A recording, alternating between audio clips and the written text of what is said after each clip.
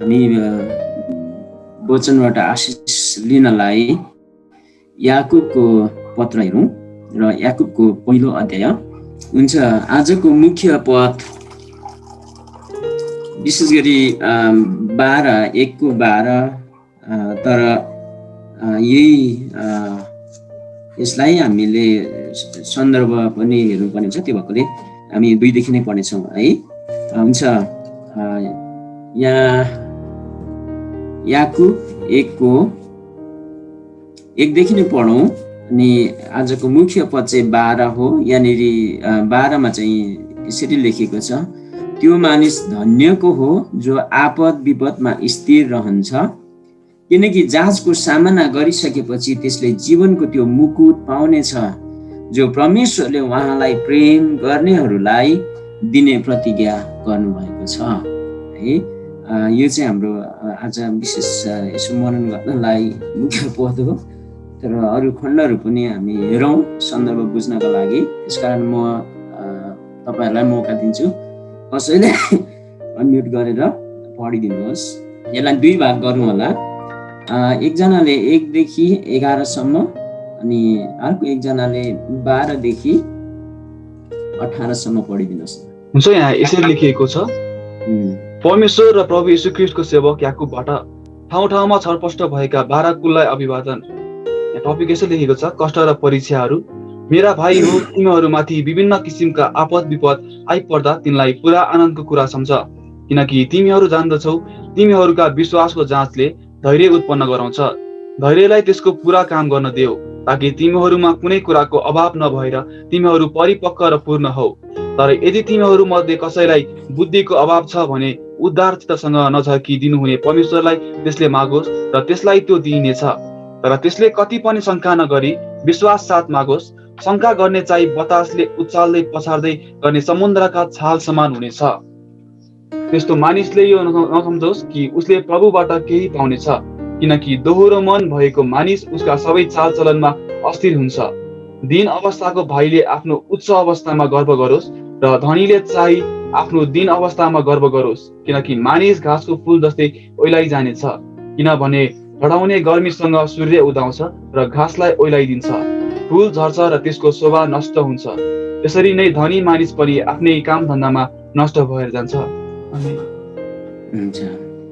त्यो मानिस धन्यको हो जो आपद विपदमा स्थिर रहन्छ, किनकि जाँचको सामना गरिसकेपछि त्यसले जीवनको त्यो मुकुट पाउनेछ जो परमेश्वरले उहाँलाई प्रेम गर्नेहरूलाई दिने प्रतिज्ञा गर्नुभएको छ।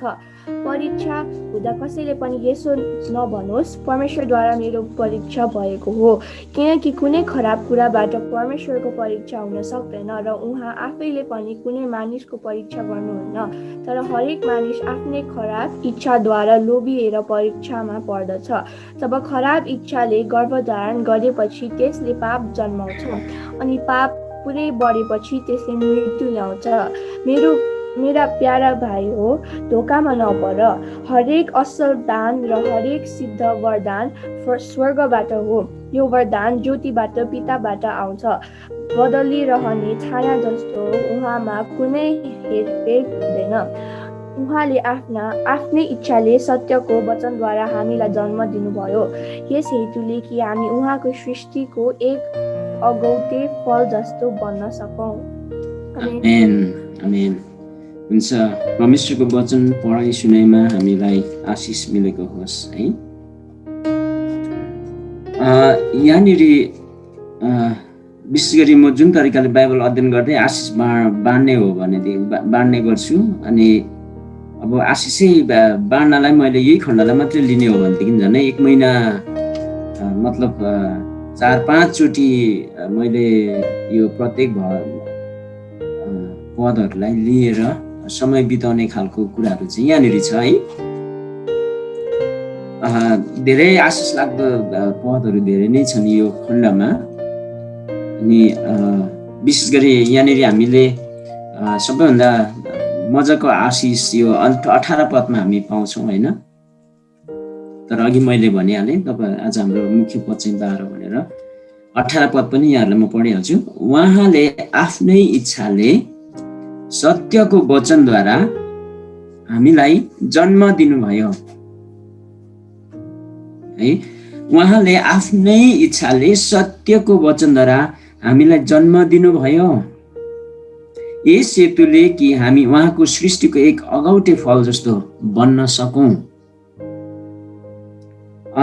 विशेष गरी यो याकुब जसले यो पत्र लेख्दै हुनुहुन्थ्यो अनि यो पत्रबाट उत्साहको खाँचो पाउने ती व्यक्तिहरू थिए जसले कष्ट भोगिराखेको थियो। अनि अब यो पत्रबाट उत्साह पाउनका लागि आज लेखिएका ती व्यक्तिहरूको कष्ट कस्तो थियो है, उनीहरूलाई सतावट कस्तो थियो, उनीहरूलाई कस्तो किसिमको परीक्षा थियो, जुन चाहिँ कुरा हामीले यहाँनिर त्यति बिग्न हामीले यहीँनिर त्यति देख्दैनौँ। तर तपाईँहरूले कल्पना गर्न सक्नुहुन्छ यहाँनिर विशेष गरी 12 कुललाई भनेर भनेको छ है, ठाउँ ठाउँमा छरपष्ट भएका 12 कुललाई भनेर भनिएका छन्। अनि विशेष गरी यो याकुब जो येशू ख्रीष्टका चेलाहरूमध्ये एकजना र उहाँ जस्तै अरू चेलाहरू पनि जुन चाहिँ चेलाहरूद्वारा यो समयमा सुसमाचारहरू प्रचार भइराखेको थियो। तर जति बिघ्न सुसमाचारहरू प्रचार हुँदै थिए तर त्यही सुसमाचारमा विश्वास गरेकै कारणले गर्दाखेरि ती विश्वास गर्नेहरूलाई त्यो बेलाको समाज अनि सरकारबाट पनि आज धेरैवटा सतावटहरू थियो है। अनि ती व्यक्तिहरू चाहिँ जहिले पनि एउटा दुविधामा हुने गर्दथ्यो होइन। अनि एक समय म आफै पनि जब मैले मण्डली जाने मौका पाएँ अनि त्यस पछाडि म 6 महिना मण्डली गएँ, त्यतिखेरसम्म मैले मेरो साँच्चै नै मन लगाएर म किन मण्डली गइराखेको छु भनिकन सोचेको थिइनँ, किन जानुपर्छ भनेर पनि म सोचेको थिइनँ। तर त्यहाँ जाँदाखेरि चाहिँ बडो रमाइलो हुन्थ्यो है। राम्रो राम्रो मान्छेहरू थिए, उनीहरू विश्वासयोग्य, उनीहरूमा छलकपट थिएन। तिनी कुराहरूको कारणले गर्दाखेरि म मण्डली जाने गर्दथेँ। अनि पछिबाट मात्रै मसँग एउटा प्रश्न आयो, मलाई मानिसहरूले सोध्न थाल्यो। त्यो पछाडि मलाई मानिसहरूले सोध्न थाले के तिमी पनि क्रिस्चियन भयौ? अनि म आफैले सोध्न थालेँ म आफूलाई पनि कि साँच्चै म क्रिस्चियन नै भएँ त? अनि म क्रिस्चियन त भइसकेको छुइनँ, तर पनि म मण्डली त चर्च त गइराखेको छु।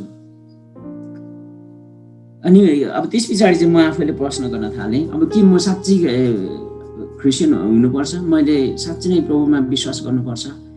अनि त्यही प्रश्नहरू गर्दै जाँदाखेरि मात्रै अनि अब मैले चाहिँ साँच्चै यो कुरालाई चाहिँ ध्यान दिएर लिनुपर्ने रहेछ भने त्यतिखेर मात्रै मलाई त्यो एकदमै त्यो के भन्छ त्यो खालको इच्छा चाहिँ आयो है। यहाँ अहिले सुनिराख्नु भएको छ, विशेष गरी यहाँनिर म लमु देख्दैछु, हाम्रो रोजी होइन, दिकी, हाम्रो लाक्पायाङजी, तपाईँहरू सायद म लाक्पायाङजी अहिले कति 12-13 वर्षको होला, म 14 वर्षको उमेरमा हुँदाखेरि चाहिँ मसँग त्यस्तो प्रश्नहरू आइराखेको थियो है।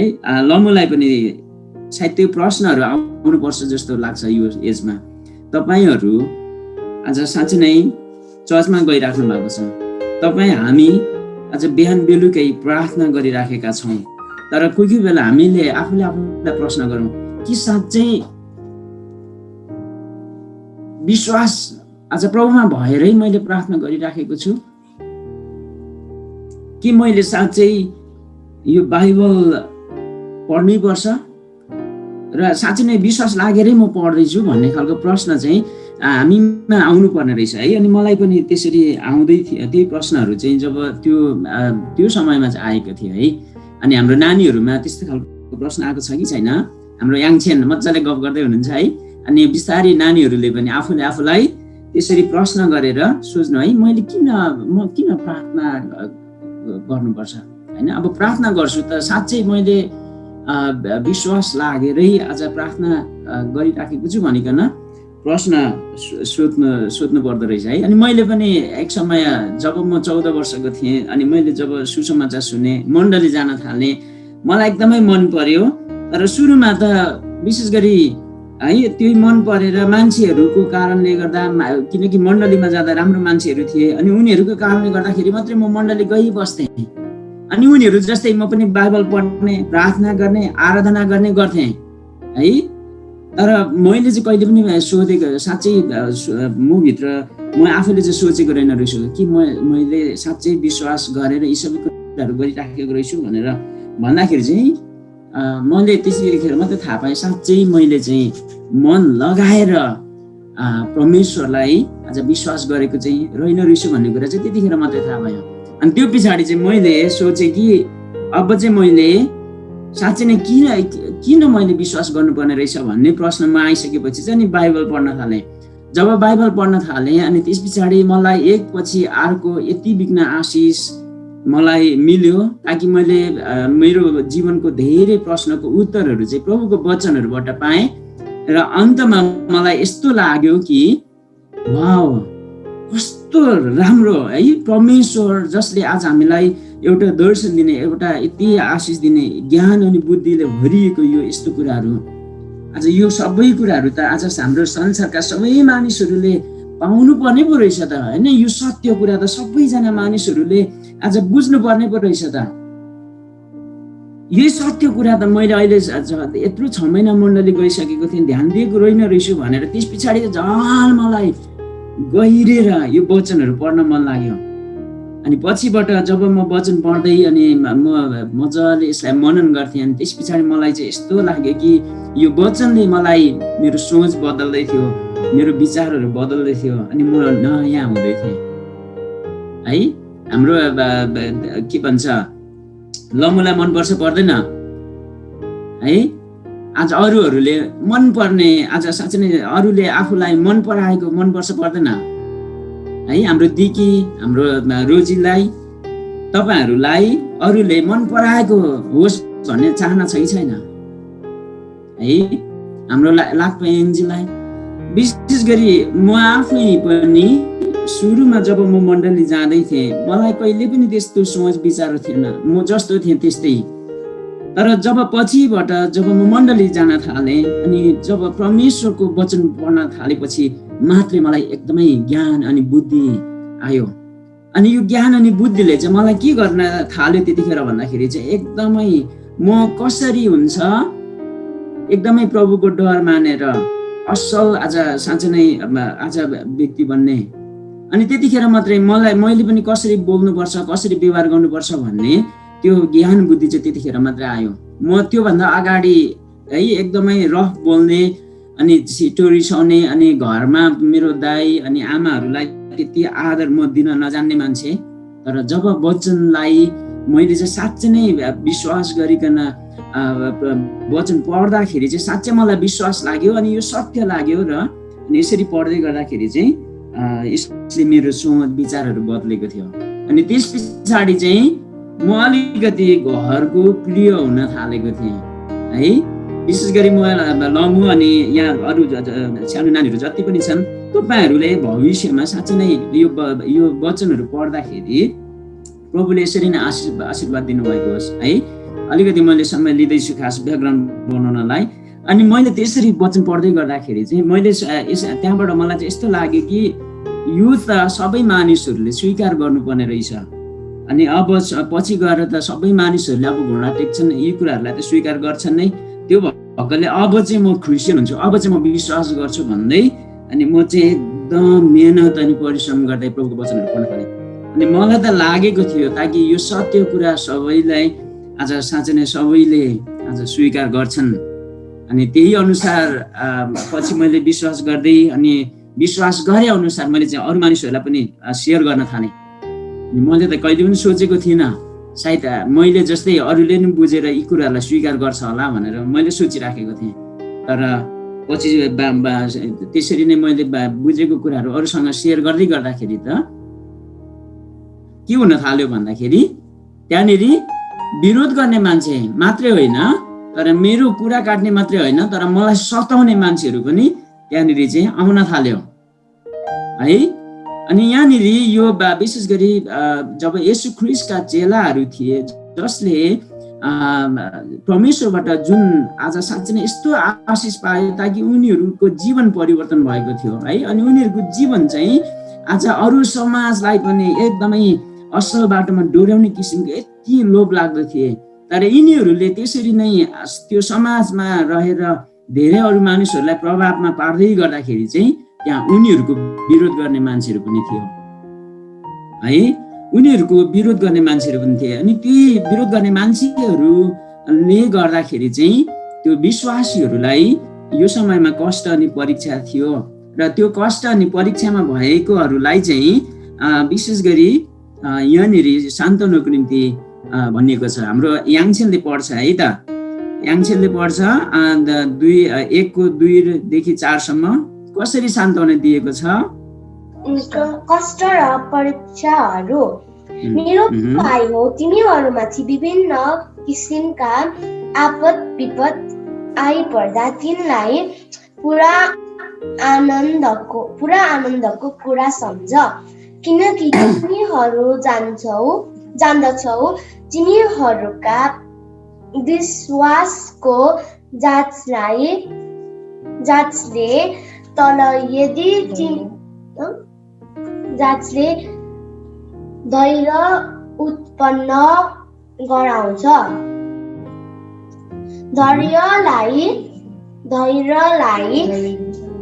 धैर्यलाई त्यसको पुरा काम गर्न देऊ, ताकि तिमीहरूमा कुनै कुराको अभाव नभएर तिमीहरू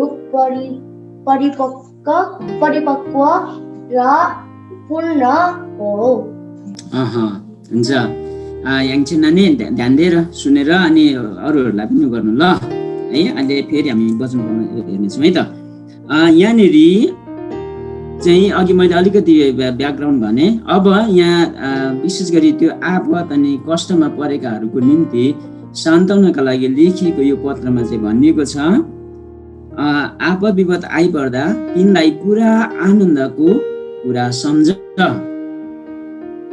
है। त्यसलाई चाहिँ पुरा आनन्दको कुरा चाहिँ सम्झ आपद विपदहरू आइपर्दाखेरि। अनि मैले आज यो वचन किन यहाँनिर लिइराखेको छु भन्दाखेरि अलिकति यसको प्रसङ्ग चाहिँ यो वचन लेखिँदाको प्रसङ्ग फाल्टै छ। तर आज तपाईँ अनि आज हाम्रो प्रसङ्ग या तपाईँ अनि हाम्रो पृष्ठभूमि चाहिँ यतिखेर हेर्ने हो भनेदेखि हामी सबैजना आपद अनि विपद आइपरिराखेको छ है। विशेष गरी यो पत्र जुन चाहिँ पाउने व्यक्तिहरू थिए उनीहरूको आपद अनि विपदहरू एकदमै भिन्न किसिमका छन्। तर आज हामीले भोगिराखेको यो अहिलेको आपद विपदहरू चाहिँ कस्तो छ भन्दाखेरि चाहिँ यो अलिकति भिन्न किसिमको छ। तर पनि यी मानिसहरू जसले यही किसिमको एउटा सतावटहरू आपद अनि विपदहरू चाहिँ जसरी आज उनीहरूले भोग्दै थियो है, अब अहिले हामी पनि आएर भोग्दैछौँ। तर त्यतिखेरका मानिसहरूलाई यहाँनिर याकुबले सान्त्वना दिँदाखेरि भन्नुहुन्छ तिमीहरूमाथि विभिन्न किसिमका आपद विपदहरू आइपर्दा तिनलाई पुरा आनन्दको कुरा सम्झ है। अनि अब अहिले हामीले हाम्रो परिवेशमा हेरौँ, अहिले पनि अब हामीलाई विभिन्न किसिमको आपदहरू विपदहरू आइपरिरहेका छन्। अब के यो बेलामा हामीले यो वचनबाट उत्साह पाए अनुसार यो समयमा चाहिँ हामीले कुन तरिकाले यसलाई आनन्दको रूपमा हामी लिन सक्छौँ त है। अनि आज यही अनुसार मैले तलतिर 12 पद अघि पढेर भनिराखेको थिएँ। त्यहाँ 12 पदमा चाहिँ भनेको छ त्यो मानिस धन्यको हो है। तपाईँ सबै हामी चाहिँ के हुन चाहन्छौँ भन्दाखेरि यो गाह्रो अवस्थाबाट भएर गए तापनि हामी सबैजना चाहिँ परमेश्वरबाट नजिक भएको हुन चाहन्छौँ, परमेश्वरबाट आशिषित भएको हुन चाहन्छौँ। तर आज आशिषित हुनको लागि चाहिँ अब आज के चाहिँ खाँचो चाहिँ रहेछ त है। अनि आज त्यही खाँचोको कुरा आज बताउनका लागि चाहिँ यहाँनिर यसरी याकुबले पत्र लेख्दै हुनुहुन्थ्यो र यसरी आपद विपद आइपर्दाखेरि चाहिँ तिमीहरू निराशा नहौ होइन, दायाँ बायाँ पनि नलाग तर तिमीहरू चाहिँ त्यो बेलामा चाहिँ के हो भनिकन भनेको छ भन्दा चाहिँ स्थिर हौ, ताकि त्यही व्यक्ति जो आपद अनि विपदमा स्थिर रहन्छ अनि आज त्यसले चाहिँ त्यसले चाहिँ यहाँनिर के भन्छ जीवनको त्यसले चाहिँ मुकुट पाउनेछ है। अनि परमेश्वरले उहाँलाई प्रेम गर्नेहरूलाई दिने प्रतिज्ञा गर्नुभएको सबै कुराहरू चाहिँ त्यसले पाउनेछ भनेको छ है। अब तपाईँ अनि हामीले पनि यो वचन जुन चाहिँ हामीले अहिले पढेका छौँ र यो समयमा हामीलाई पनि विशेष गरी यो कोरोनाको कारणले गर्दाखेरि कस्तो किसिमको आपद आइपरिराखेको छ है। अनि यो आपदमा अब हामीले के गर्ने, अनि यही विषयमा हिजो 2 बजी हामी हाम्रो मण्डलीको अगुवाजनहरू हाम्रो परिवारहरू समय बिताउँदै थियौँ है। हाम्रो हालत कस्तो छ, हामीलाई कुन किसिमको आपदहरू आइपरिराखेका छन्, यही आपदलाई सामना गर्नको लागि हामीले के कस्तो तयारीहरू गरिराखेका छौँ, गर्नुपर्ने छ र ताकि भोलि हामी यी कुराहरूबाट विचलित हुँदैनौँ, त्यही कुराहरू चाहिँ हामीले सोचिराखेका थियौँ। तर त्यो सबै कुराहरू गरिसकिसकेपछि अन्तिममा म भन्दै थिएँ है, ताकि हामी सबैजना यो बेलामा आज स्थिर हुनु परेको छ है। आज यो विपदमा स्थिर हुनु परेको छ। जब हामीले स्थिरता छैन, स्थिरताले आज स्थान पाउने त्यो ठाउँहरू चाहिँ यदि हामीमा छैन भनेदेखि यहाँनिर अरू कुराहरू पनि हुने रहेछ है। किनकि यहाँनिर त्यो मानिस मात्रै धन्यको हो जसले चाहिँ आपद अनि विपदमा पनि स्थिर रहन्छ। अनि किनकि जहाजको सामना गरिसकेपछि त्यसले जीवनको त्यो मुकुट पाउनेछ भनिकन यहाँनिर याकुबले चाहिँ त्यो बेलाका कष्टमा भोग्नेहरूलाई आज उत्साह दिँदै हुनुहुन्थ्यो होइन। अनि अब यो बेलामा स्थिर रहनको लागि चाहिँ अब अझै पनि अरू कुराहरू के गर्नुपर्छ भन्ने सन्दर्भमा पावलले यहाँनिर याकुबले यो यो पुस्तकभरि धेरैवटा व्यवहारिक सल्लाहहरू दिएको छन्। अब तिनै व्यवहारिकहरू सल्लाहहरू मध्ये हामीले 5 पददेखि केही खण्डहरू हेरौँ र यसबाट हामीले उत्साह आज यही लिउँ ताकि हामी पनि यो आपद विपदमा स्थिर हुन सकौँ है।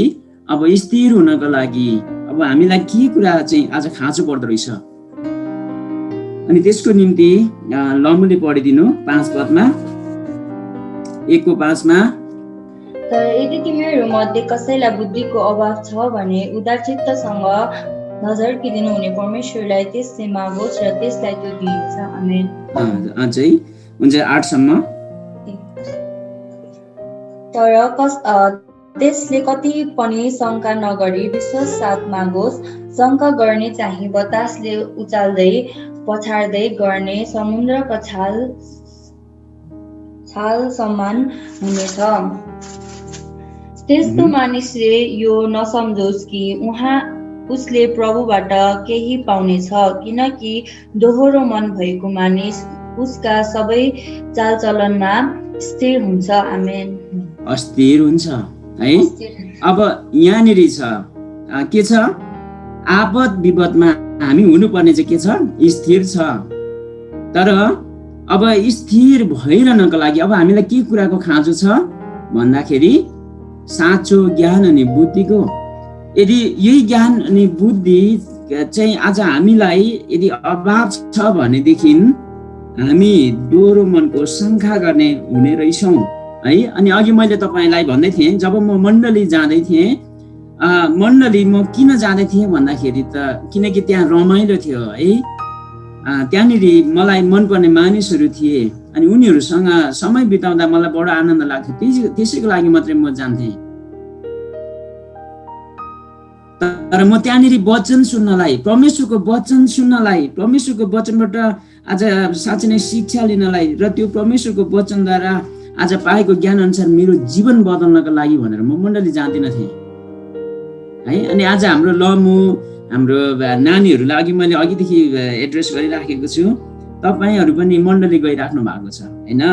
अनि तपाईँहरूले पनि प्रश्न सोध्नुपर्ने हुँदो रहेछ है, किन म मण्डली गइराखेको छु। अनि जब हामी विश्वास साथ मण्डली जाँदैनौँ भनेदेखि हामीमा शङ्का अनि अविश्वास हुन सक्छ। यदि अविश्वास हामीमा छ, हामीमा शङ्का छ होइन, तर विश्वास साथ आज हामी चाहिँ प्रभुको उपस्थितिमा गइराखेका छैनौँ, तर शङ्का चाहिँ छ भनेदेखि त्यो चाहिँ कस्तो हुने रहेछ भन्दाखेरि चाहिँ आज त्यो शङ्का गर्ने चाहिँ बतासले उचाल्दै पछाड्दै गर्ने समुद्रको छाल समान हुनेछ भनेर भन्छ। यदि यस्तो अवस्थामा छ भनेदेखि त्यो मान्छे अभियसली पनि स्थिर हुन सक्दैन हैन। अनि यदि त्यस्तो स्थिर भएन भनेदेखि आपद विपदमा पनि हामी के हुन सक्ने रहेछौँ भन्दाखेरि चाहिँ डुब्न सक्ने रहेछौँ है। आपद विपदमा हामी डुब्न सक्ने रहेछौँ। त्यो भएकोले अब हामी स्थिर हुनको लागि चाहिँ यहाँनिर दिएको व्यवहारिक सल्लाह चाहिँ के भनेदेखि हामीलाई ज्ञानको खाँचो पर्छ र त्यो ज्ञान चाहिँ अब हामीले परमेश्वरसँग माग्नु पर्यो, तर माग्दाखेरि चाहिँ विश्वास साथ जसले चाहिँ हामीलाई दिनुहुन्छ। अब 9 देखि 11 सम्म हाम्रो दिकीले पढिदिनु त। तीन अवस्थाको भाइले आफ्नो उच्च अवस्थामा गर्व गरोस् र धनीले चाहिँ आफ्नो दिन अवस्थामा गर्व गरोस्, किनकि मानिस घाँसको फूल जस्तै ओइलाइ जानेछ। किनभने डराउने गर्मीसँग सूर्य उदाउँछ र घाँसलाई ओइलाइदिन्छ, फूल झर्छ र त्यसको शोभा नष्ट हुन्छ। त्यसरी नै धनी मानिस पनि आफ्नै काम धन्दामा नष्ट भएर जान्छ। है यहाँनिर हामीलाई के भनेको छ भनेदेखि व्यवहारिक सल्लाह चाहिँ अब हामीले संसारका कुनै कुराहरूमा पनि भर नपरौँ, गर्व पनि नगरौँ है। र यदि हामीले संसारको कुनै पनि कुराहरूमा भर पनि भयौँ भने त्यसले पनि हामीलाई अस्थिर बनाउँछ। तर अब स्थिर हुनको लागि चाहिँ अब हामीले विशेष गरी परमेश्वरको ज्ञान अनि बुद्धिमा हामी शङ्का नगरिकन परमेश्वरसँग आज साँच्चै नै समय बिताउनु पर्ने रहेछ, ताकि यो आपद विपदमा पनि हामीले साँच्चै नै स्थिर भइकन पुरा आनन्दले प्रभुसँग आज हामीले समय बिताइराख्छौँ भनेदेखि आज तिनै व्यक्तिहरूलाई चाहिँ यहाँ 12 पदले भन्दछ ती व्यक्तिहरू चाहिँ एकदमै आशिषित हुनेछन्, ती व्यक्तिहरू चाहिँ एकदमै धन्यको हुनेछन् है। अनि अन्तिममा त्यसले चाहिँ जीवनको मुकुट पाउनेछ है। अनि यो समय विशेष गरी यो अहिलेको जति पनि जुन चाहिँ सङ्कष्टहरू आज सारा विश्वमा आइराखेको छ, अनि यसलाई मानिसहरूले विभिन्न तरिकाले आज लिइराखेका छन् है। अनि विभिन्न तरिकाले लिइराखेको छ।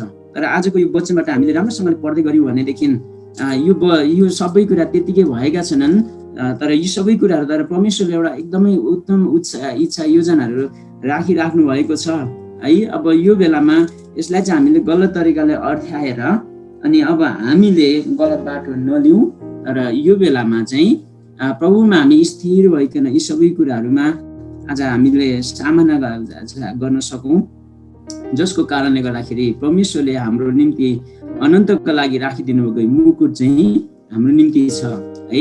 अनि अझै म अलिकति समय धेरै गएकोले म फेरि पनि 18 पद नै यहाँनिर भन्दछु।